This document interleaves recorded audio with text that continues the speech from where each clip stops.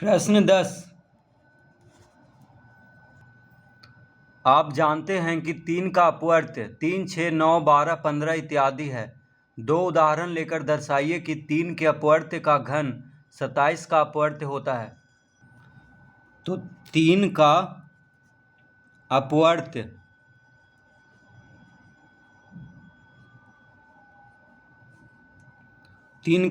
कौन कौन होता है? 3 का अपवर्त्य है 3, 6, 9, 12, 15,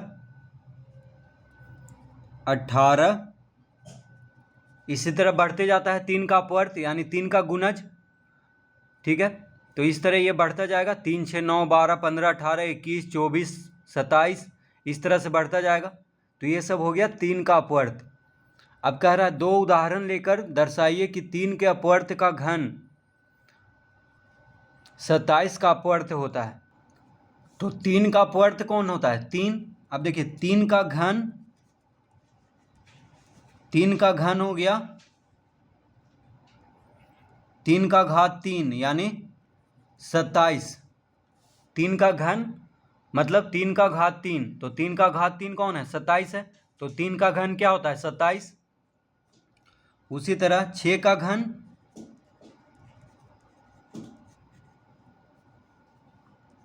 6 का घन बराबर 6 का घात 3, तो 6 का घन होता है 216। 6 का घन क्या होता है? 216। अब देखिए 9 का घन क्या होता है?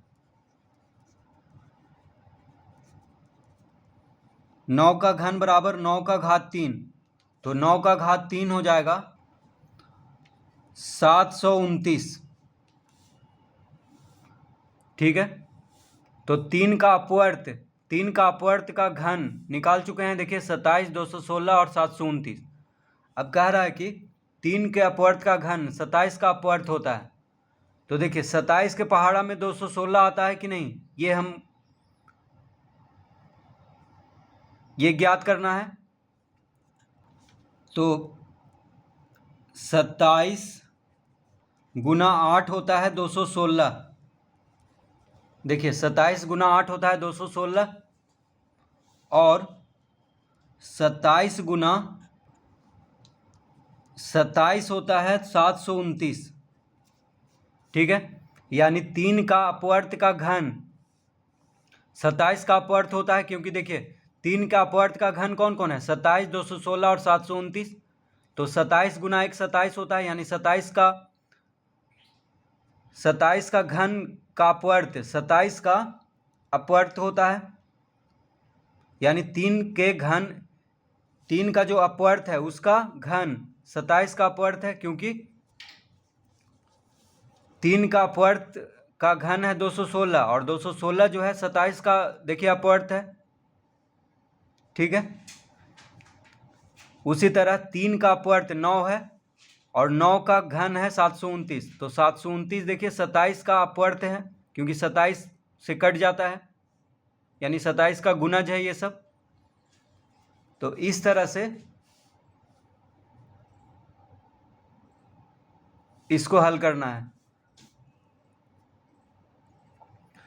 तो देखिए 3 का जो अपवर्त्य है उसका घन 27 का गुणज है, क्योंकि 216, 27 गुना 8 216 होता है और 27 गुना 27 होता है 729। तो लिखेंगे अतः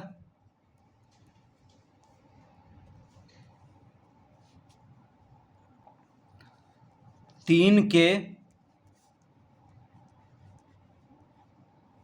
के अपवर्त्य का घन 27 का अपवर्त्य होता है। 3 के अपवर्त्य का घन 27 का अपवर्त्य होता है।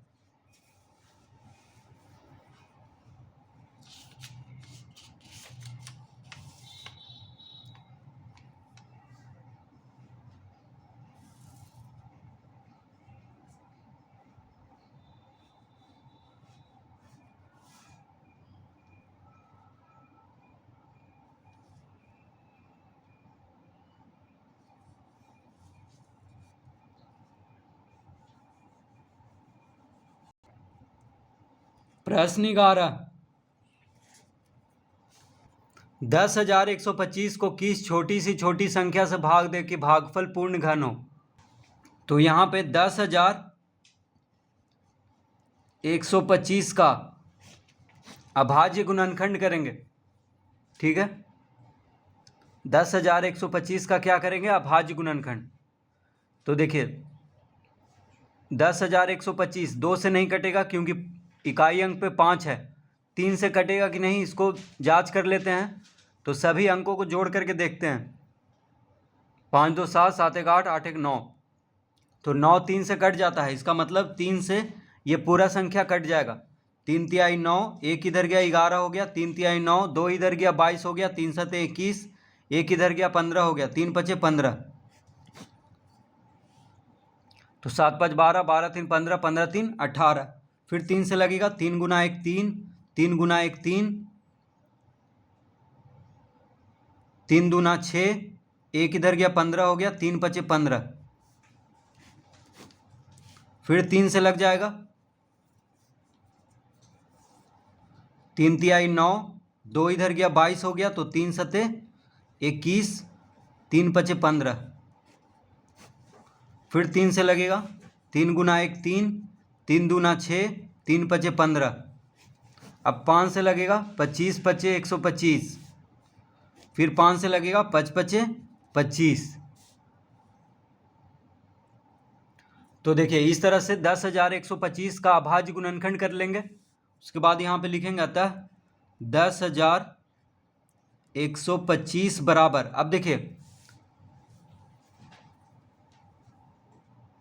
कह रहा है कि किस छोटी से छोटी संख्या से भाग दें कि भागफल पूर्ण घन हो। तो घन का बात कर रहा है, यानी यहाँ पे 3 गुना 3 गुना 3 को क्या लिख सकते हैं, 3 का घन, 3 का घात 3 गुना, अब देखिए 3 गुना 3 गुना 3 को 3 का घात 3 लिख लिए, 3 एक और है तो उसको इसी अकेले लिख देंगे। उसके बाद 5 3 बार है, देखिए 5 5 5, तो 5 गुना 5 गुना 5 को क्या लिखेंगे, 5 का घात 3, तो घात 3 के रूप में लिख लेंगे क्योंकि यहाँ पे घन का बात हो रहा है प्रश्न में। अब कह रहा है कि 10,125 को किस छोटी सी छोटी संख्या से भाग दें कि भागफल पूर्ण घन हो। अब देखिए यहाँ पे 5 का घन है, यानी 5 का घात 3 है, 3 का भी घात 3 है, लेकिन ये जो 3 है ये अकेले है, ये क्या है, अकेले है। तो इसी 3 से अगर इसको भाग दे दें तो जो भागफल आएगा वह पूर्ण घन होगा, क्योंकि बाकी सभी का घात 3 है। देखिए बाकी सभी घन में है, देखिए 3 का घात 3, 5 का घात 3, लेकिन ये अकेले है। तो 3 से अगर इसको भाग दे दें तो लिखेंगे अतः छोटी सी छोटी संख्या, अतः छोटी संख्या बराबर 3। तो इसका उत्तर क्या आएगा, 3 आएगा। यानी 10,125 को अगर 3 से भाग देंगे तो भागफल क्या होगा, पूर्ण घन होगा, क्योंकि जब इसी से भाग दे दिए तो जो आएगा वह 3 का घात 3 गुना 5 का घात 3 होगा, तो जो कि पूर्ण घन होगा। तो जिसका घात 3 नहीं है उसी से भाग देना है, यानी वही उत्तर हो जाएगा। तो देखिए इसका पे घात 3 नहीं है, ये अकेले है, तो इसी से भाग देंगे। तो जिसका घात 3 है उसको छोड़ करके जिस पे घात 3 नहीं है वही संख्या क्या होगा, उत्तर हो जाएगा। तो इसका उत्तर होगा 3।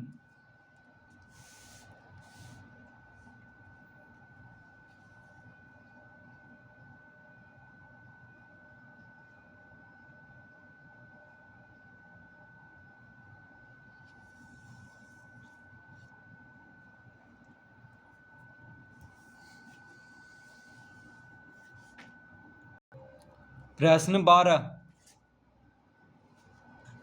6,912 को किस छोटी सी छोटी संख्या से गुना करें कि गुणनफल पूर्ण घन हो।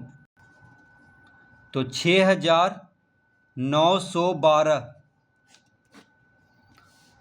का क्या करेंगे, पहले अभाज्य गुणनखंड करेंगे। तो देखिए 2 से लग जाएगा, 2 तिया 6, 2 चौक 8, 2 पचे 10, 2 छक 12। ठीक है, 2 से कट रहा है, 6912, 2 तिया 6, 2 चौक 8, एक इधर गया 11 हो जाएगा, तो 2 पचे 10, फिर एक इधर जाएगा तो 12 हो जाएगा, 2 छक 12, फिर 2 से लगेगा, 2 गुना 1 2, एक इधर गया 14 हो गया, 2 सत्ते 14, फिर 2 दूना 4, 2 अठी 16, फिर 2 से लगाएंगे, 2 अठी 16, एक इधर जाएगा 12 हो जाएगा, 2 छक 12, 2 चौक 8, फिर 2 से, 2 चौक 8, 2 तिया 6, 2 दूना 4, फिर 2 से लगाएंगे, 2 दूना 4, 2 गुना 1 2, एक इधर गया 12 हो गया, 2 छक 12, फिर 2 से लगाएंगे, 2 गुना 1 2, 2 अठी 16, फिर 2 से लगेगा, 2 पचे 10, 2 चौक 8, फिर 2 से लगेगा, 2 दूना 4, 2 सत्ते 14, यानी 27 दूना 54, फिर 3 से अब लगेगा, 3 नंबर 27, 3 तिहाई 9, ये हो गया इसका अभाज्य गुणनखंड। तो इस तरह से 6912 का अभाज्य गुणनखंड कर लेंगे। अब लिखेंगे यहाँ पे 6912 बराबर, अब देखिए 2 गुना 2 गुना 2 तो 3 3, 3 3 गो का यहाँ पे 3 का घात करके लिखेंगे क्योंकि घन के बारे में बात हो रहा है, ठीक है। तो 2 गुना 2 गुना 2 को क्या लिख लेंगे, 2 का घात 3, 2 का घात 3, फिर देखिए ये 3 गो हो गया, अब 2 गुना 2 गुना 2 को लिख लेंगे 2 का घात 3, तो 2 गुना 2 गुना 2, 2 गुना 2 गुना 2 यहाँ तक हो गया। अब देखिए 2 गुना 2, ये दोनों बच गया, तो 2 का गुना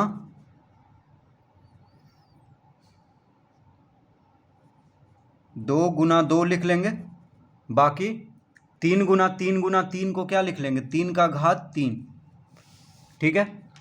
तो देखिए इसका घात 3 है, इसका भी घात 3 है, लेकिन ये जो है ये बच गया, ठीक है, 2 गुना 2, और इसका देखिए घात 3 है,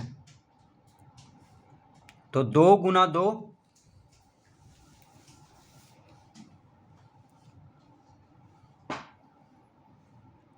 तो यहाँ पे कह रहा है कि किस छोटी सी छोटी संख्या से गुना करने पर, तो अगर एक और 2 से गुना कर देंगे 6912 को, क्योंकि 2 गुना 2 है, एक और 2 रहता तो 2 का घन हो जाता, देखिए 2 गुना 2 है, तो अगर एक और 2 से गुना कर दे तो 2 गुना 2 गुना 2 हो जाएगा, यानी 2 का घात 3 हो जाएगा। तो एक और 2 से अगर 6912 को गुना कर दे तो जो गुणनफल आएगा वह पूर्ण घन होगा। तो लिखेंगे अतः छोटी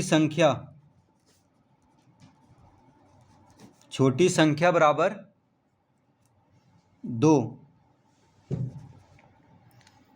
ठीक है, 2 इसका उत्तर होगा, क्योंकि यहाँ पे गुना करने के लिए कह रहा है, भाग करने के लिए कहता तो 2 गुना 2 यानी 4 से भाग देते इसको, ठीक है, लेकिन गुना करने के लिए कह रहा है, इसीलिए 3 2 होना चाहिए पूर्ण घन होने के लिए, तो यहाँ पे 2 ही 2 है, तो एक और 2 से गुना कर देंगे, इसीलिए छोटी संख्या हो जाएगा 2, यानी इसका उत्तर हो जाएगा 2।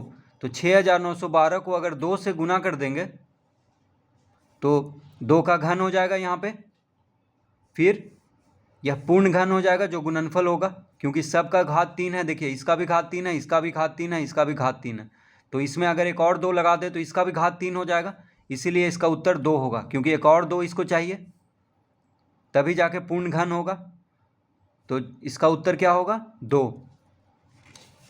इसके पहले वाला प्रश्न में यानी 11 प्रश्न में भाग करने के लिए कह रहा था, तो उसमें जो यहाँ पे जिसका घन नहीं रहेगा उसी से भाग दे देंगे, लेकिन यहाँ पे गुना करने के लिए कह रहा है, इसलिए 2 गुना 2 है, तो एक और 2 होगा तभी घन होगा, इसलिए इसका उत्तर 2 होगा।